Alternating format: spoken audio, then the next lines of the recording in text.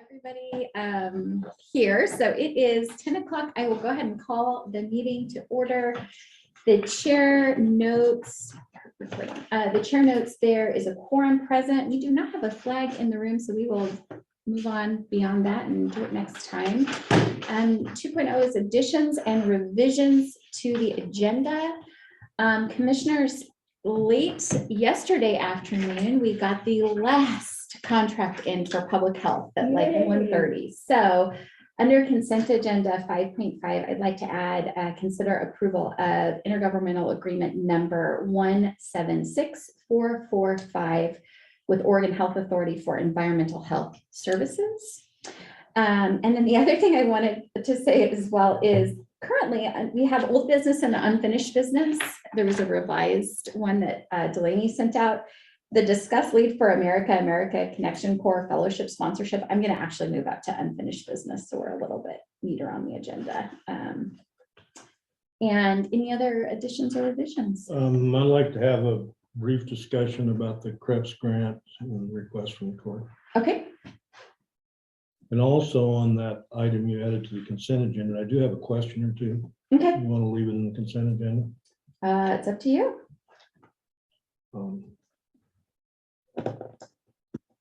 Doesn't matter to me as long as I get my questions answered. Okay. Let's leave it there. And if you want to discuss it further, It's no big deal. I just wanted to ask a couple things. So we'll do the CREPS grant under, how about 6.4, since that's unfinished business. Any other additions or revisions? Now let's move into correspondence and public comment. Individuals wishing to address the county court may do so at this time and at other times throughout the meeting. Speakers are asked to raise your hand to be recognized by the chair. Give your name and address and limit comments to 3 minutes. If you are signing in with us on Zoom, it is *6 to unmute yourself if you are on the phone. If you're on the Zoom platform, it's the lower left-hand corner. And as always, we are very informal here. So as we move through the agenda, if there are questions or you want to provide input, feel free to do so. We welcome those. For now, is there any public comment? If not, let's move into correspondence. We just have one letter from Lori Anderson on behalf of the Gilliam County Historical Society, basically thanking us for the grant that they received to purchase a digitizing system for all of their vintage photos, which is really cool. Yeah. Making sure that those are saved. And then also inviting us to come visit the museum and see it. So for those who have not gone, it is really cool, actually. Some really cool buildings that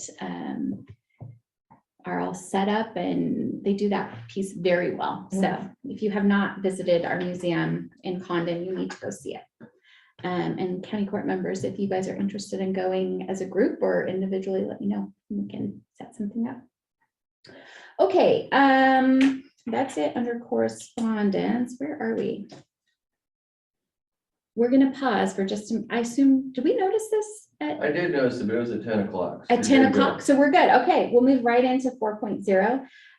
Public budget hearing for fiscal year 2021-2022 supplemental. This is the time duly set and advertised for a public hearing in the matter of the fiscal year 2021-2022 supplemental budget.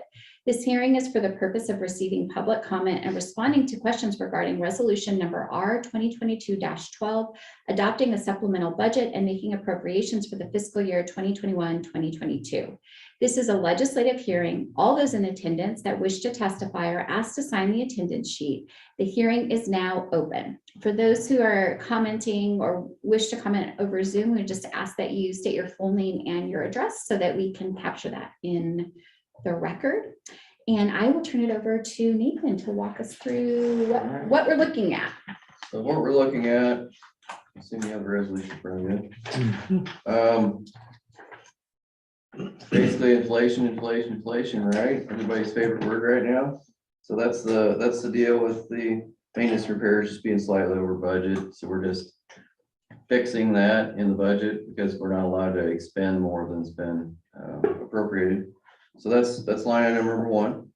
Line item number two is timing. It's been a real issue the past couple of years. I've always budgeted the amount they say there's coming in, but if it doesn't come in on time, when we distribute it, it's out of sync with our budget year. So I may next year be a little more aggressive and putting a little more money in there, because we do cash budgeting, and obviously this is an accrual issue. So I may attempt to fix that, but I did look back and it's only happened twice in the 8 years. So this is money that hasn't come in, and so It did come in, it came in the wrong fiscal year. So it would have come in maybe the end of last fiscal year, and then we turned it over this fiscal year. Okay. So there, it's a COVID problem. They started bunching things up in these big groups. Specifically the sheriff's office has been a challenge. I mean, they've been sending lumps they're supposed to be monthly payments. They'll send like 9 months at a time for them. And it is faster to do that way. I agree with the efficiency gain, but at the same time, if we're expecting it monthly, I mean, just tell us it's gonna be quarterly, or just tell it, make it an annual payment or something and pay it on time every year. So that's what's going on there, and that's the big one. And then the next one down, the family services, that's money that we didn't know was coming, and they told us it was coming. And also we pulled a little bit back into this fiscal year so we could start people in June. It wasn't really originally budgeted that way. They're supposed to start July 1.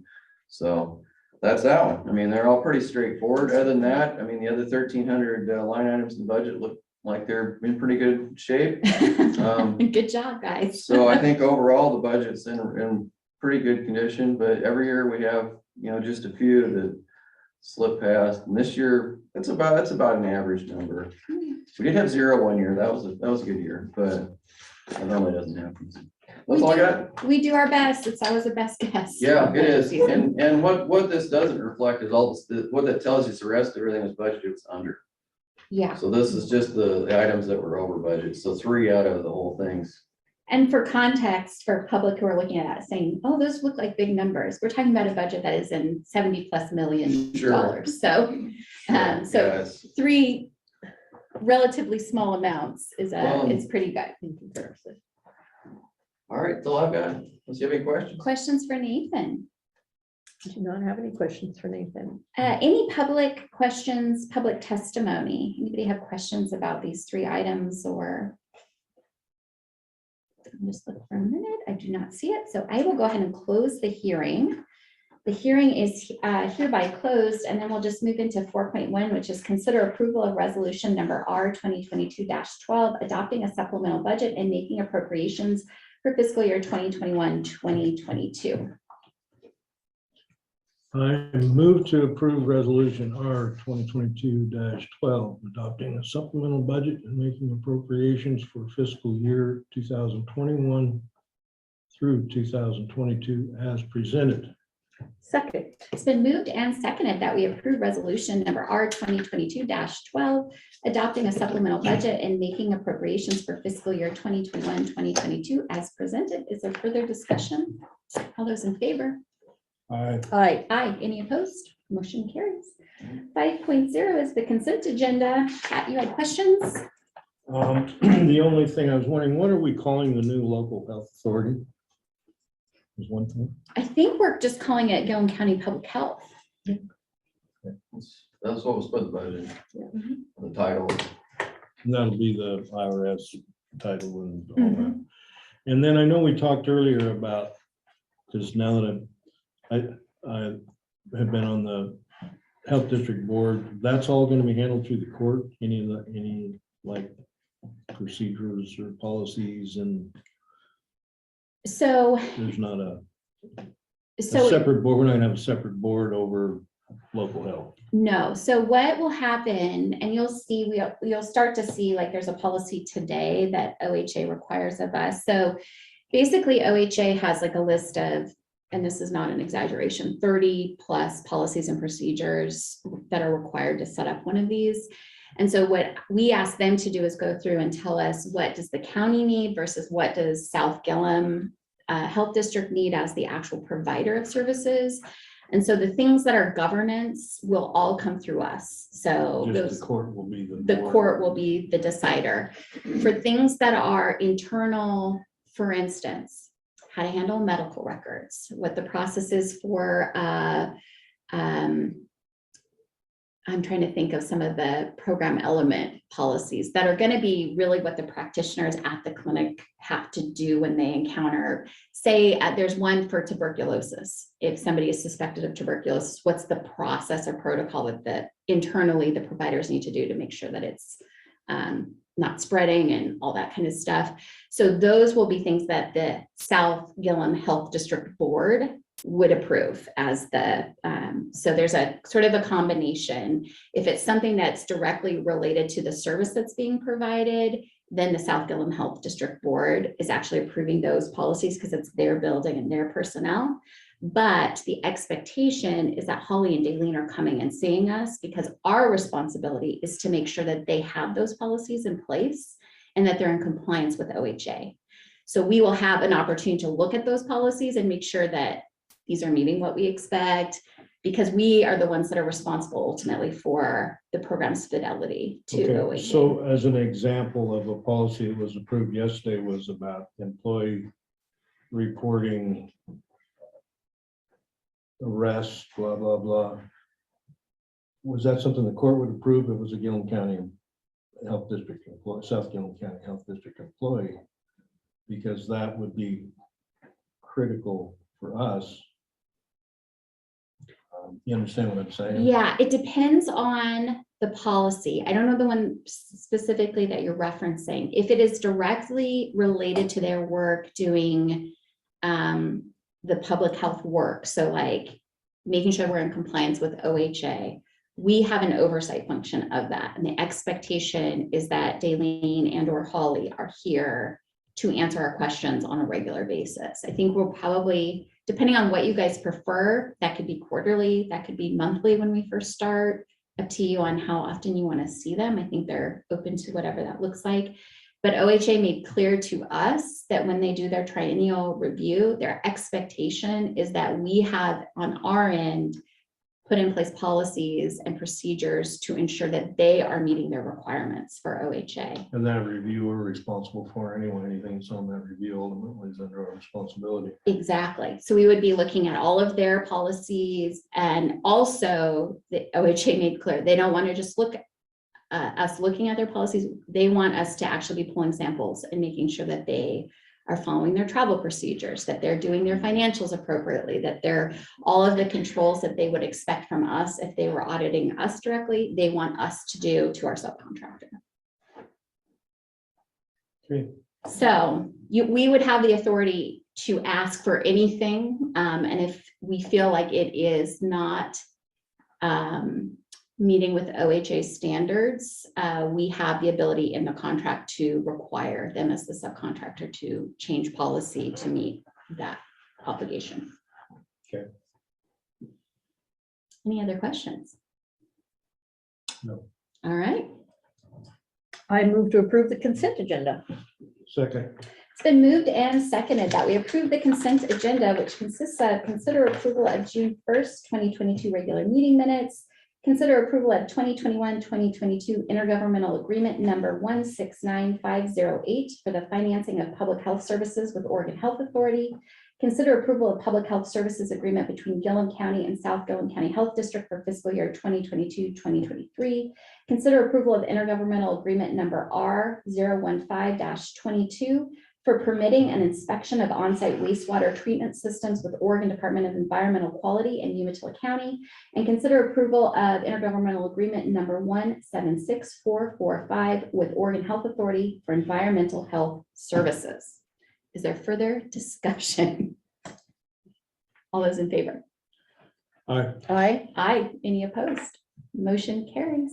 We are now the Public Health Authority, guys. Yay, isn't that fun? Woohoo!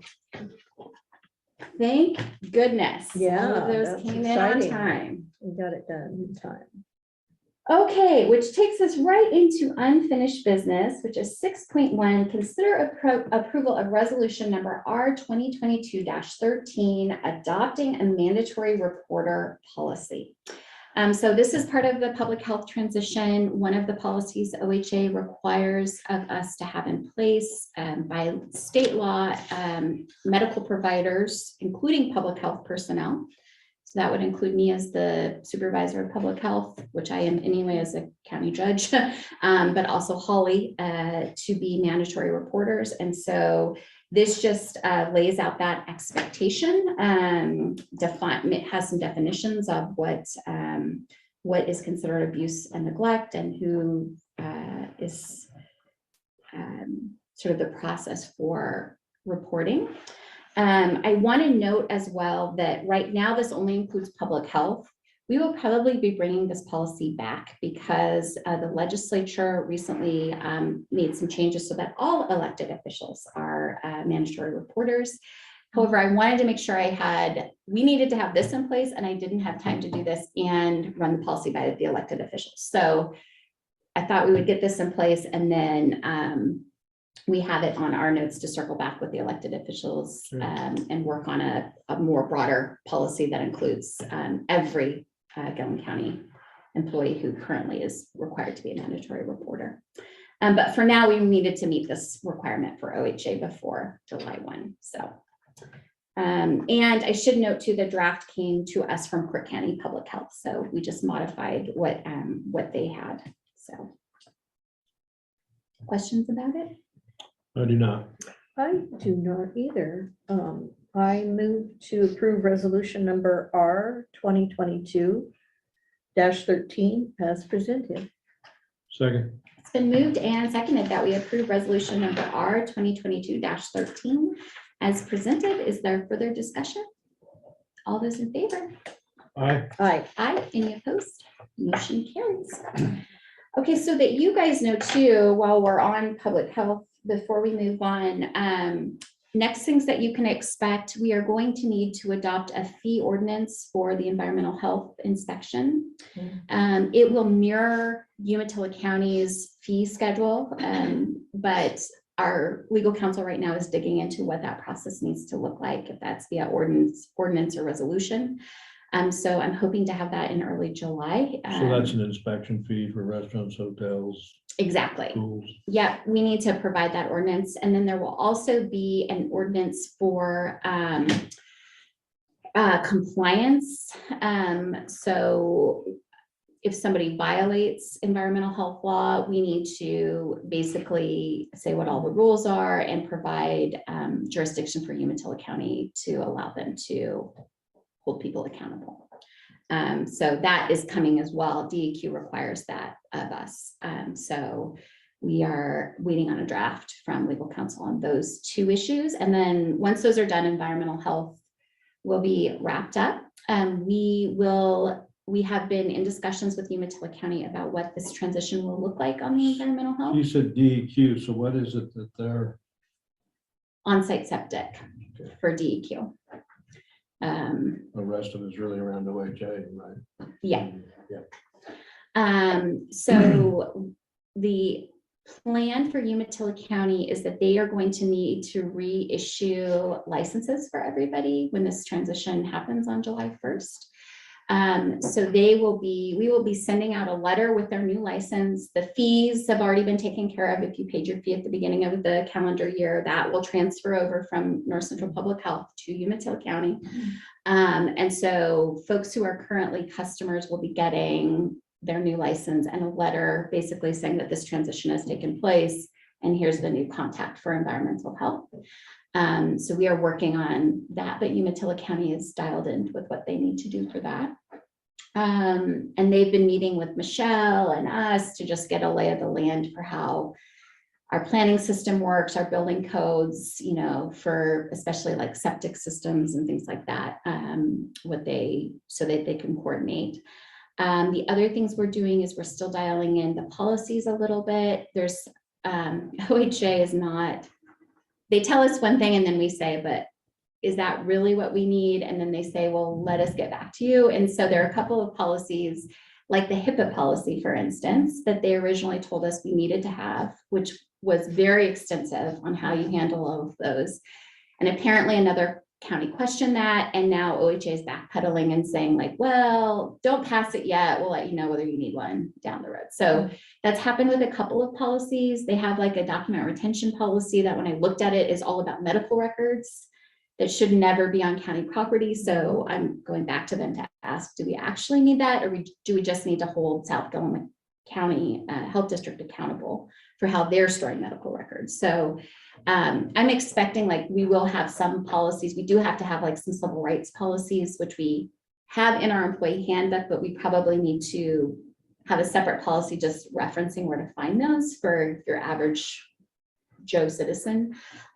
So there's just a couple of little things to tie up, but for the most part, we are done with the transition. So we made it on time, which was great. Yeah. Good time to spare. Yeah. And that's pretty much it, what you can expect on that piece. Let's move into fiscal year 2022-2023 CIS renewal proposal presentation from John. I see you on there and you just unmuted. Hey, John. Howdy, can you hear me okay? Perfect. So I'm here to present, sorry I couldn't be in person. There is a little bit of a bug going through my family's house, so I'm in hiding. But anyway, so hopefully in your packet you have the proposal. We do. Yeah, what we need to discuss, I mean, it's all there and it's what we discussed prior to this, the fact that we do have 15% increase on property and 20% on liability. Outside of that, last time I was there, we were talking about cyber. Where we're at with that is in this packet on the last page, they've built in the 50,000 that we discussed. So contribution for that is $3,600, which is about what you paid for $1 million a year ago. So Miranda has been helping me get things lined out between Gilliam County and your tech service company out of Bend. We've got the application back, I believe, and we're in the works of setting up the assessment to see where we stand as far as getting the additional quote at the 250, which at this point is the max that they can even find. And I'm not even sure they've secured that yet. So we don't know what the pricing is going to be. My thought on this is to move forward with the 50,000, find out where we stand after the assessment, and get the numbers in from CIS to see what the associated cost is. Looking at this, $3,600 for $50,000 in coverage, I'm assuming it's going to be pretty expensive. So I'll let you guys make that decision. But I would recommend at this point, at least securing the 50,000. So you've got that. And then we can meet again and see where we stand on the 250,000. Outside of that, in conversations with CIS, we do have one thing coming down the pipeline. They took a look at a contract that we sent in. It's something that you guys have with Gobi and the transportation department, and it raised some flags for them when we sent in the contract. I spent some heated time on the phone with underwriting yesterday. And I think what it boils down to, they were wanting to increase that line substantially because of the where they're seeing it as high risk clients going to doctor's appointments. And I walked her through how important this program is to our rural community, and the fact that I believe there's a reimbursement from Medicaid to provide this, and it subsidizes the whole department. So she backed off, but she does want to do, she wants to send out risk management to go through that department and make sure that it's being run well. And at that point, she will decide where she wants to go. So just FYI, that is coming down the pipeline. But for now, she has put the brakes on charging more premium for the transportation department.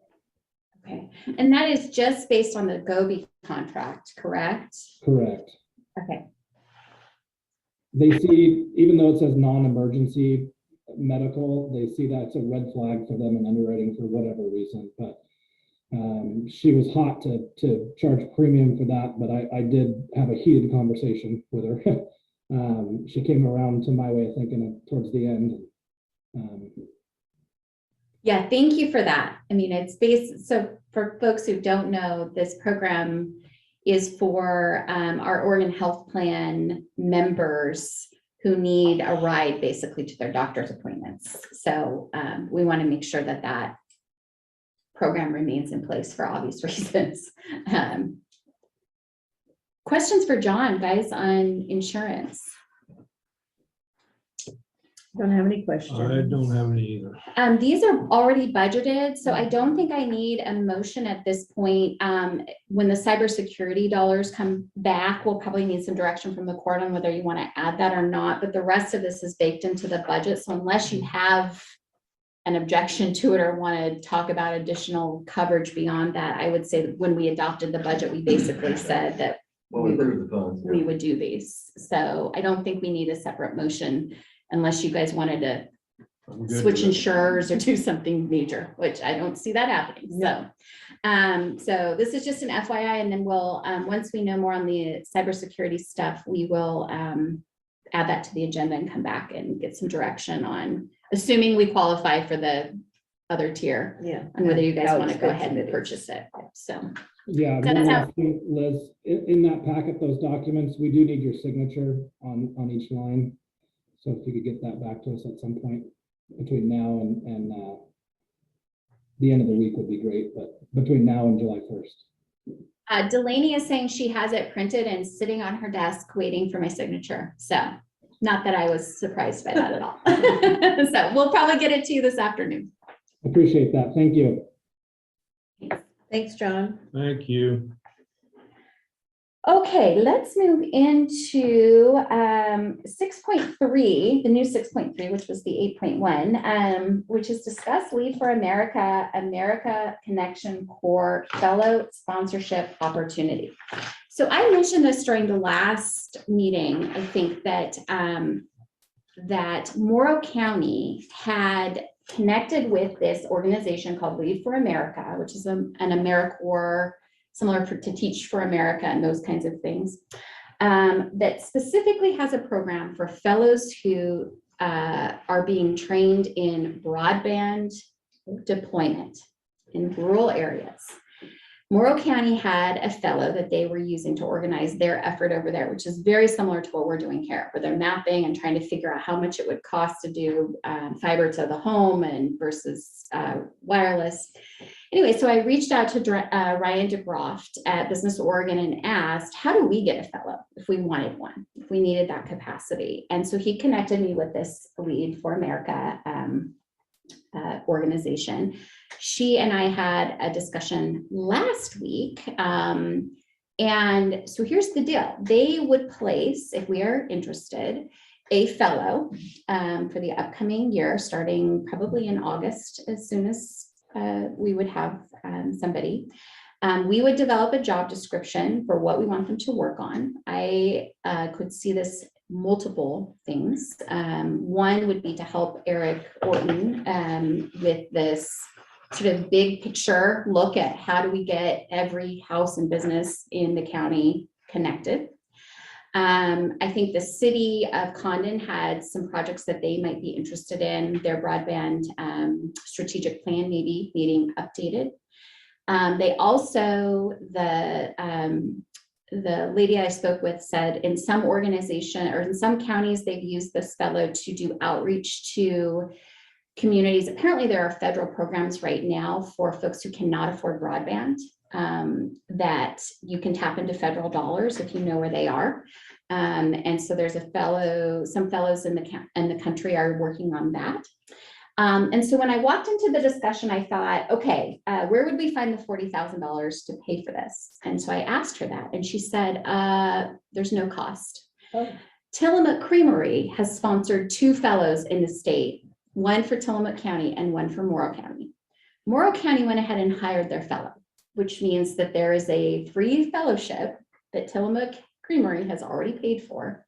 And so if we wanted to have a fellow come help us and provide capacity on some of these projects, I could even see them working, for instance, in connection with Arlington TV Co-op, if they needed additional capacity for figuring out how to deploy some of their wireless stuff.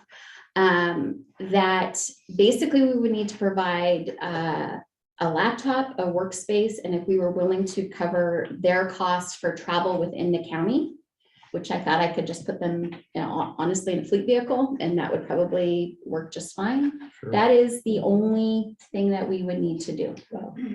And so if you guys are interested in it, they would need an answer like by July 1. I think it's kind of a no-brainer, but Yeah, really. I'm looking at the timeline, trying to figure out what they mean on the timeline. Uh-huh. That the application opens April, May, and June is interviews, so you're interviewing your fellow at that point, is that? Yes, so they have already started recruiting for the other counties throughout And the they is who? Lead for America. Okay. And so you just make the request and they would start the interview process?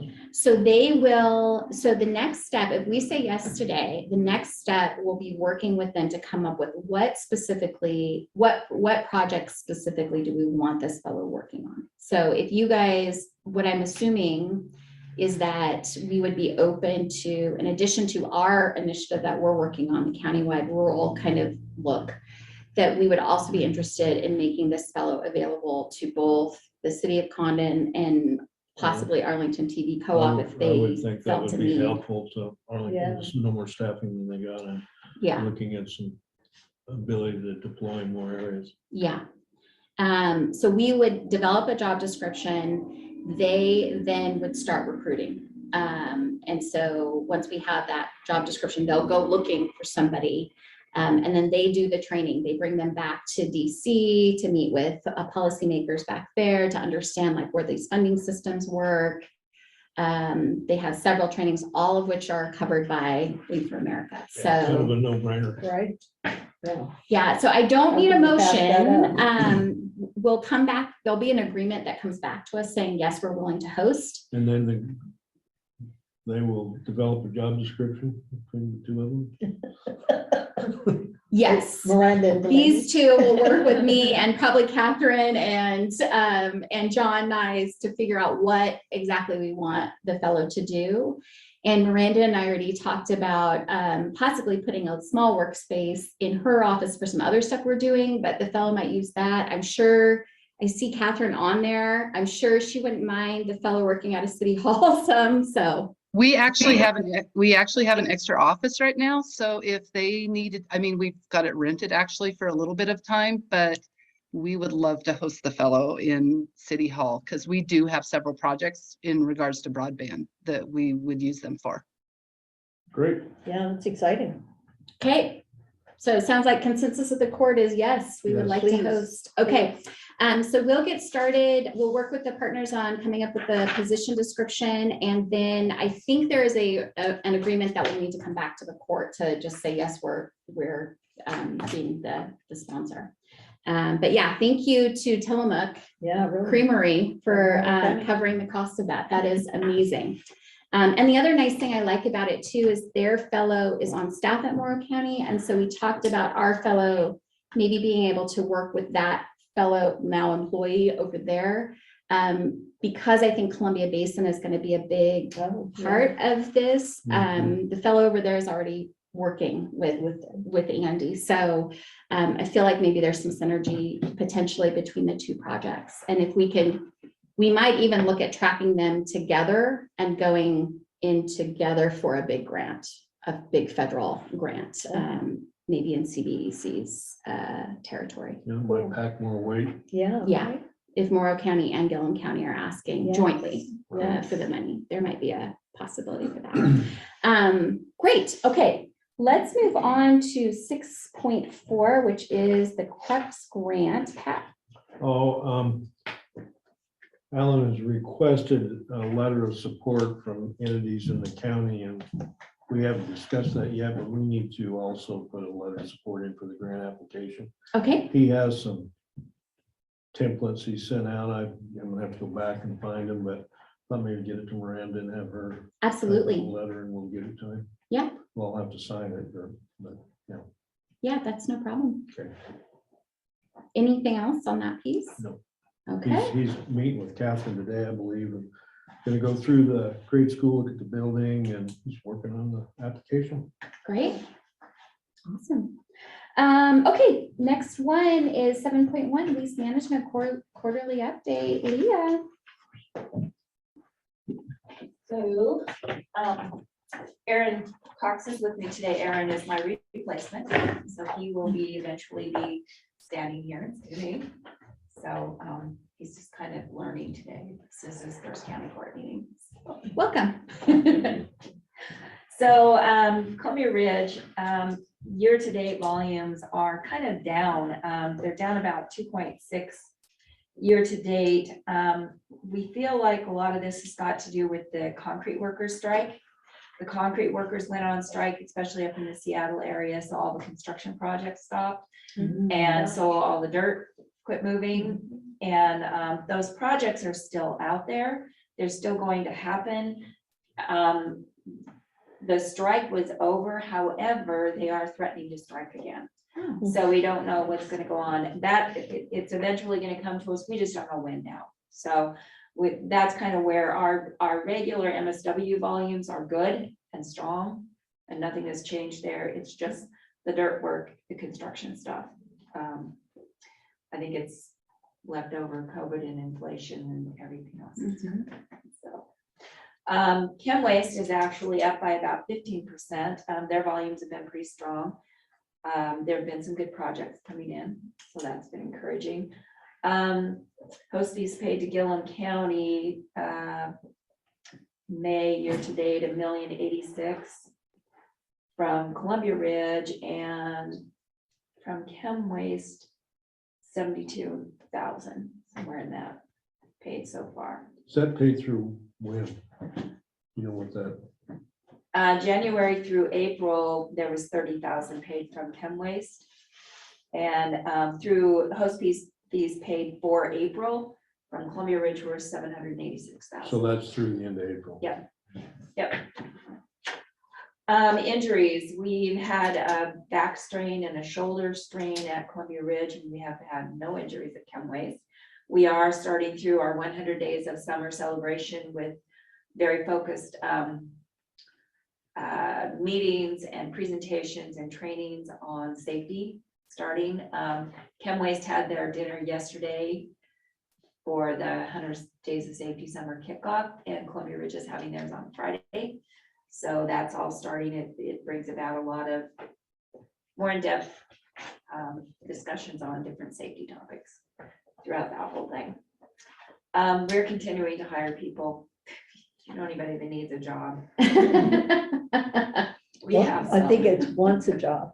Wants a job. What's job? Yeah, my dad there. Wants a job. We've got admin, welders, drivers, laborers, operators, some night crews, even some positions in the maintenance shop. And there's just whatever you would like to do, we probably have a spot for you. So, you know anybody. Columbia Ridge construction projects, we are waiting on the final CQA report for the installation of the liner and finishing up cell or module 16 at Columbia Ridge. Once I receive the final CQA report, it will go to DQ. Once I get their signature, we'll be allowed to start putting waste into module 16.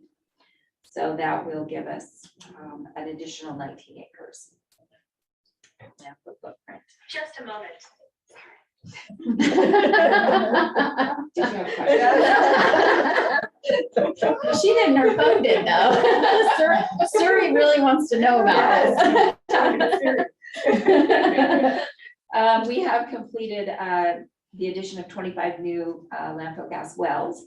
So we're running about 8,500 SCFM at this time. We've got some wells that are decommissioned that when you're adding new wells, what you're also doing is decommissioning wells that are not producing as well anymore, that casings have crumbled and failed, and so you're decommissioning those and opening new ones, making sure that you've got good coverage over all of your landfill area. So we have about 10 wells that are offline right now. We did commission some, we've added some new ones, running about 8,500 SCFM right now. Chem waste projects, we are still working on Part B renewal. I think I'm gonna be working on that for the rest of my life. We do have hopes of having that finalized by March 2023. I'm doing practically daily meetings with DEQ with completion and technical and stuff, finishing that up. And within that, we also are Jay Harlan with CSA Planning that's working with Michelle on the lot line changes and the partitions. She has that notice ready to go out to DLC either today or tomorrow, which will put our planning department meeting about July 26th. And then it will be followed with the county court meeting on that to finalize that. So that will be coming up here pretty quick. We finished up the men's locker room remodel. We did all the showers in there. The employee and community engagement. I talked about 100 Days of Summer. That's kind of what we're in right now. We did a pretty large donation a couple weeks ago for the kids fishing derby here in Arlington. Lots of goodies for their little goodie bags. We will have a float in the upcoming 4th of July celebration parade in Condon. The scholarships went out for Arlington and Condon. There was a total of $8,000 that was split between the two scholarship funds. And the other day we received a request from Marilee Anderson for the 4-H donation for the fair this year. So all of the kind of normal things going on, just sort of progressing along. You guys have any questions? Questions for Leah? I don't think I have any questions. So I had two things I just want to flag for you. One, the Port of Portland reached out, actually. You probably are aware that they are looking for alternative fuels and are looking closely at waste management as potentially being a partner. And I won't get into all the details because I don't understand all the technology, but I just wanted to pass along that they had reached out and that they're very interested in working with waste management. So I'm hoping whoever is making those decisions up high is being That's responsive to In them. regards to the BDO zone. Yes. Yes, actually, Jim Denson, I had a conversation with him, I think it was last week, because they are just now reaching out to waste management. Okay. So, and I had given him the information on the BDO zone, let him know about that. And of course, we're working with Portland Harbor and Port of Portland and all of that with these other upcoming projects. But no one had as of yet reached out to waste management. Everybody was saying, we're working with waste management, and waste management's like, no.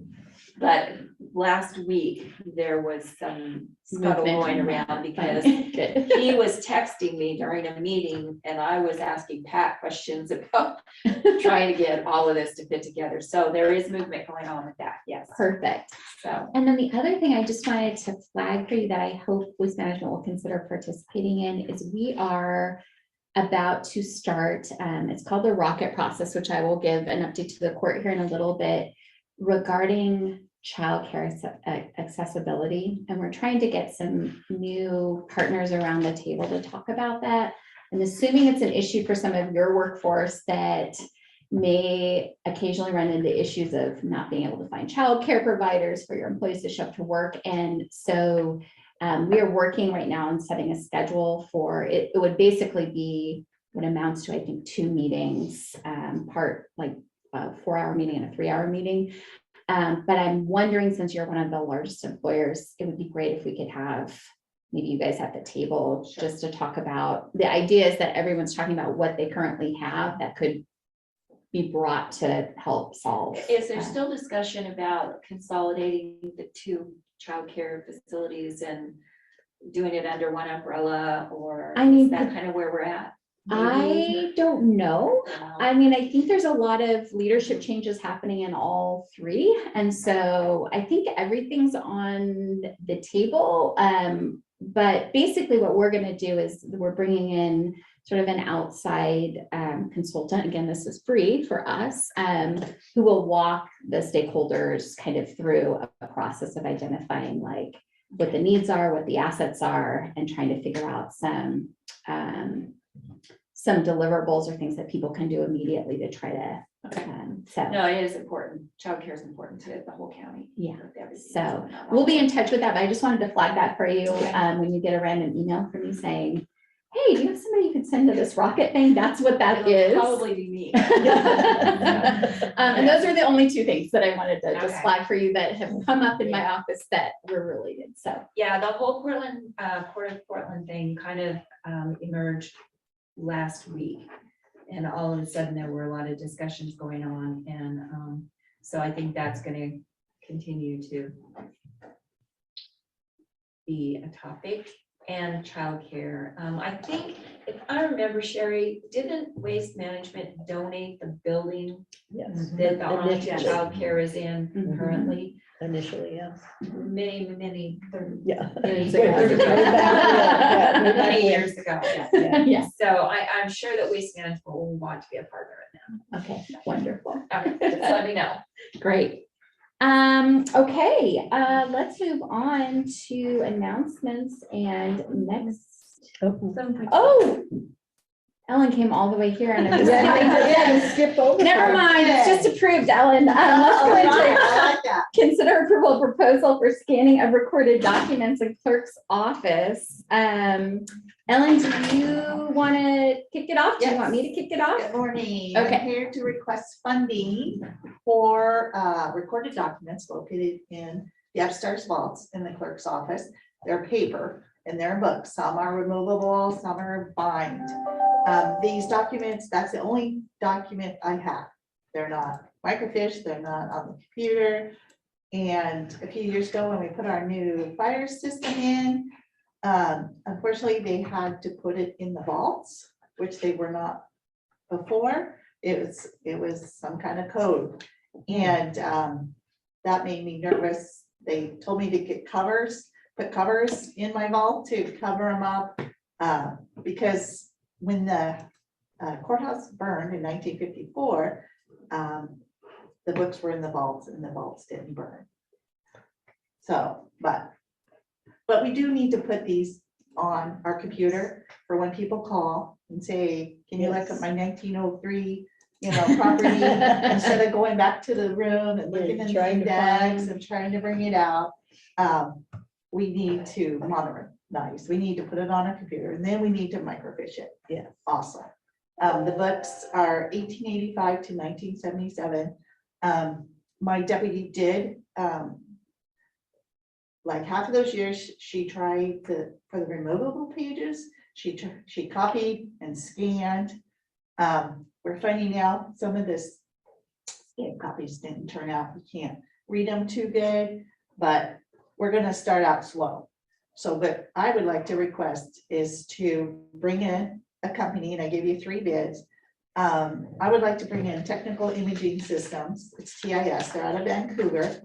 They were the lowest bid. Some people were nervous thinking, oh, because the other one was 12,000, the other one was 21,000. So there's a difference. But I went to Clerk's Conference. They have a really good reputation. So I'm going to try. So I would like to bring them out to just scan the remaining documents, the ones that are in the bind books. And we have some that were printed on black paper with white writing that they have to Really? bring a special machine in Oh, my goodness. to scan. I would like, and of course, this is gonna take years. This isn't gonna just be a Right. 3-month project. So right now, I would just like to request funding. The bid's only 7,000, 7,300. I would like to request 25,000 because if they can complete the remaining pages, I would like them to move on to the ones that didn't scan previously, if that's allowed. Yeah, so I think the idea, this is something courthouse wide, we've been trying to get all of our Mhm. documents onto electronic.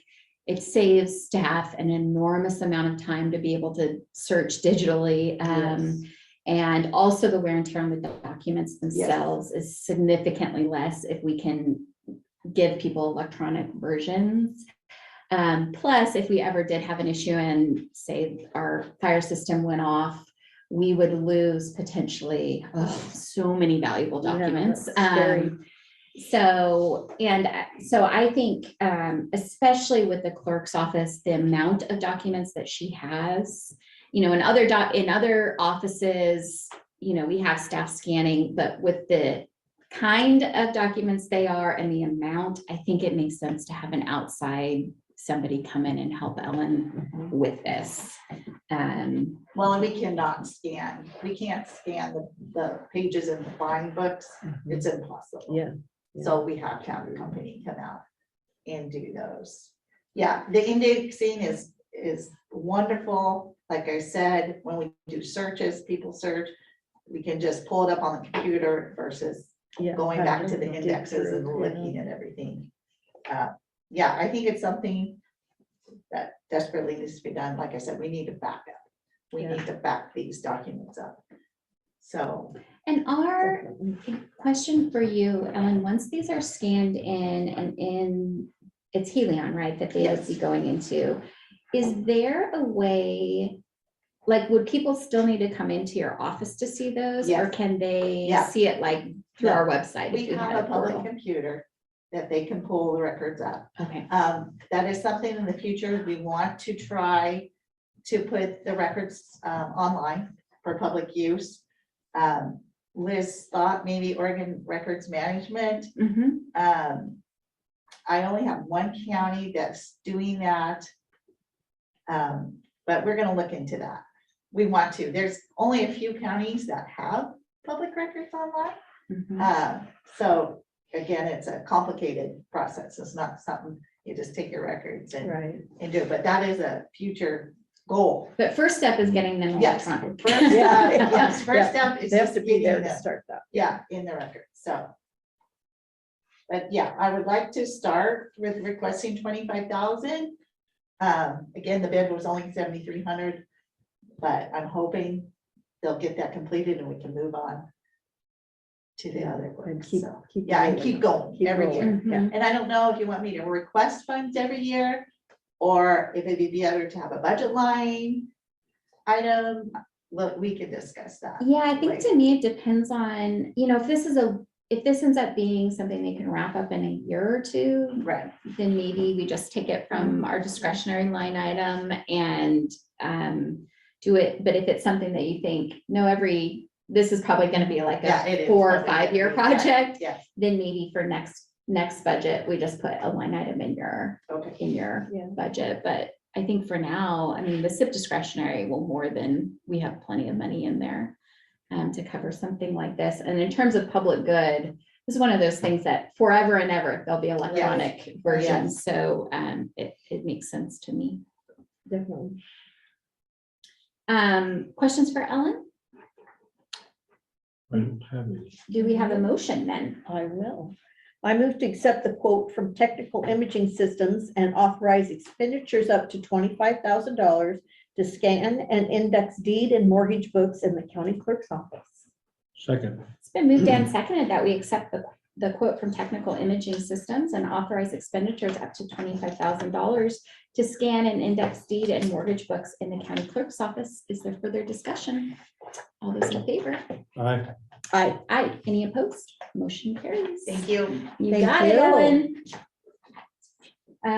Okay, now we'll move on to announcements and next meeting. I think I was making Ellen nervous. I was gonna skip her last time.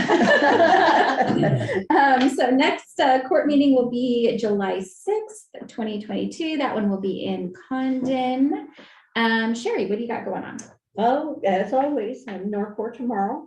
I was going to go to Eastern Oregon Economic Summit, but I'm Northport, we have a very important meeting, so I felt like I needed to put my energy there. I've been working with transportation and family services on a weekly basis. And I don't think I have anything else pressing on my calendar at this point, just everything that comes up. Mhm. Pat, what about you? I was gonna do the economic summit too, but I don't know that I can make it either, the way things are going. Yeah, it's gonna be an all-day thing, and then you just couldn't Just, whittle out that piece. So I Anyhow. decided not to try it. Anyhow, Korea meeting last week, and it's just really educational discussion around the renewable stuff that's going on in the world today and how that relates back to where we're at locally. And interesting, Commissioner Russell from Morrow County called me the other day, and there's a company looking at putting a 10,000 acre solar project in Morrow County, and there's talk of 105 data centers. And just the stuff that's going on is kind of unbelievable right now. And a lot of discussion around hydrogen, learning more about hydrogen every time I get on there. I'll bring back some of the problems with it, which for a while, it's all been real positive. There are some issues in there with storage and whatnot, but looks like there's, well, Cummins came out with a hydrogen engine this last week. So there's a lot moving along around hydrogen, and everybody's really focusing in and dialing in on it. At a my last North Central Public Health District Board meeting last night, so that will be the end of that. Congratulations. Right? And tonight there is a development planning, and I think it's mainly around the city water system and how that we might relate or help with Mesa and utilizing the Mesa at 5 o'clock at the Arlington City Hall with the port. Jed's put this together with the port, with the city, to kind of at least get some conversations about where we need to go and what we need to do to develop our water system to make it more advantageous to those that might be looking at us. And city council meeting tonight. Other than that, I do have something else. Go ahead. I No, wanna- we missed you. Sorry. I want to thank Miranda for setting up this space and bringing Gilliam County to the north end of the county. And I think, what's your plan? Let everybody know what your plan is for what the, Your schedule. Yeah, we got the computer situation figured out temporarily. Yay. So Tuesdays and Thursdays, I'll be here in Arlington, and then Mondays and Wednesdays in Condon. and we are having some security issues with the building that we're gonna need to address ASAP. Yes. And I know that the single key opens every lock in the building. yeah, that's not good. And just so everybody knows what the security issues are, when I was getting ready to wire in the video machines upstairs, I told the electrician I'd meet him down here and let him in, and he says, "Oh, I've already got a key." Oh, So I have no idea how many keys are out there. The port has Oh. applied for a grant to redo all the exterior doors and relock them with keypads. But I think we need to yes. Rekey down here. Yeah. Definitely. rekey these interior Yeah. offices with their own individual lock and manage those. Yeah, April's, My Information is my very- understanding is Miranda's working on a policy to do those things. Yeah, Miranda's gonna put together a procedure as well for staff who are wanting to use the office. And so making sure that they're checking out keys and those are coming back. So we're aware of where all the keys are in the building and those kinds of things. So she'll put that together and we'll share that with staff once that's ready to go out. So folks know they want to work out of this space, how to access the space and reserve it if they need for a meeting or things like that. I think it's a good thing we have some presence on the north end. Absolutely. very nice, nicely put together. It's more comfortable being in a small space than those big. The big spaces. room Yeah. upstairs, yeah. Okay, for me, anything else, Beth? I have one thing. Oh, go ahead, Miranda. Cultural Trust Coalition Uh-huh. got back to me, and they're letting us keep all the funding from what we had left over from 2019 and what they'd given us from 2020. And then they're helping me with funding for 2022.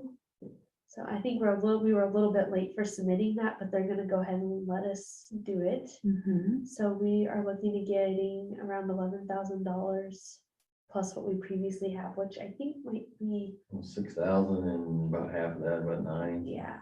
It's yeah. about So, 20,000 Yeah, and they for- told us that we could spend it all. And just we have to document where that money's coming from. So if it was from 2019 or 2020, they just want to know which year it Which was year, gonna Which be money you're from. spending? Yep, and other than that, we could do some. How's your board for the coalition? Have you managed to put together a good We haven't board? gotten any more. We haven't got any more. And how many are required? We could run with the amount that we have. Okay. But everybody has to show, right? Only one person could miss it each time, so. I mean, So we're about ready to get up and running again and put yeah, that board on. Yeah, good.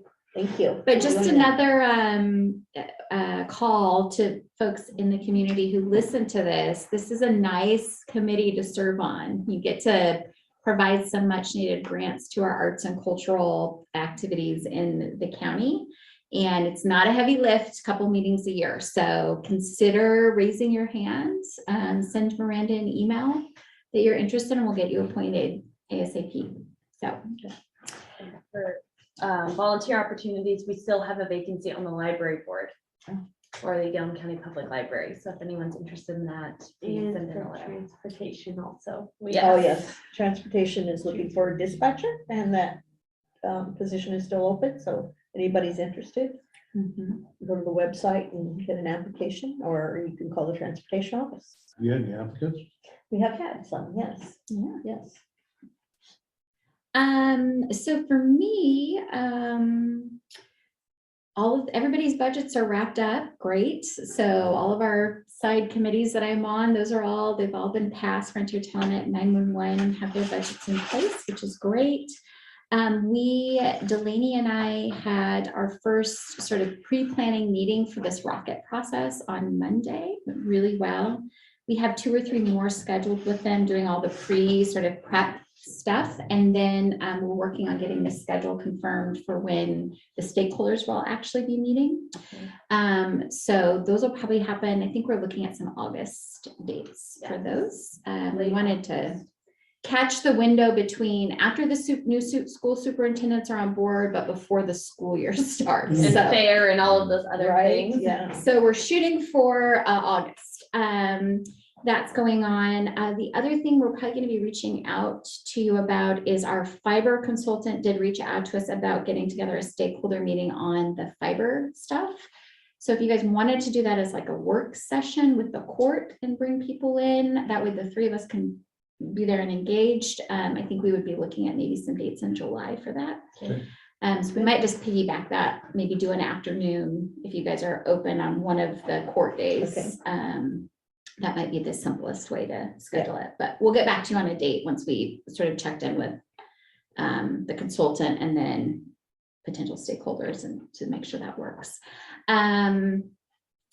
Those are really the big things. The other thing, because this came up, I just want to note for people who are listening in on the public, if you are interested in receiving the court's agenda for these meetings, send Delaney an email saying that you would like to be on the distribution list. We have a distribution list that goes out when we send out our agenda, that we just email you and then you can see whether we're discussing something that might be of interest. So that's probably the simplest way to keep up to what the court is doing. Anytime we're meeting, an email will be sent out on that distribution list. So I just wanted to flag that for people if you're unaware that we do email directly to people, so that you don't have to go looking for our agendas. So wanted to put that on the record. Anything else? I have one other thing. I just Go ahead. remember Brandon from the school district here in Arlington contacted me yesterday. I don't completely understand the details around it, but they had drawn more Oregon funding than they were supposed to the tune of $900 and some thousand and have to pay some back. Oh, I'm not sure how, he was gonna talk to you too, he said, but he wanted to pre-warn me that they were gonna make a request for a one-time coverage of somewhere around 400 and some thousand for their, I believe, 23-24 fiscal year, maybe. okay. It's out in the future, but they're gonna be short a little under $500,000. And I'm not sure all the details around it or how they got there, but it's a little problematic. They were wanting to use the grant that they've been using in the past for that, but it doesn't really fall under necessarily those guidelines. They could, without knowing any of the details, they could come back to us and ask that that grant be moved under an operational I support think instead. that's more, that's what he's talking about, make sure that we understood that it wouldn't necessarily be used for what they normally apply for, and we wouldn't be asking for more money, it's just that it was gonna be used For operations rather than their Appropriate, yeah. capital. So we would, I'll call him, but that, if the court agreed to that, that would And be a pretty he's in simple transition, so I fix. want to make sure that we had a little heads up before the new superintendent gets in place, Got because it. it'll be a verbal pass on to him, and he's not really gonna know what's going on. Okay. Okay, I see Delaney taking a note. Anything else for the good of the order? Delaney, Miranda, did we cover everything? Okay, then it is 11:05 and I'll go ahead and adjourn the meeting.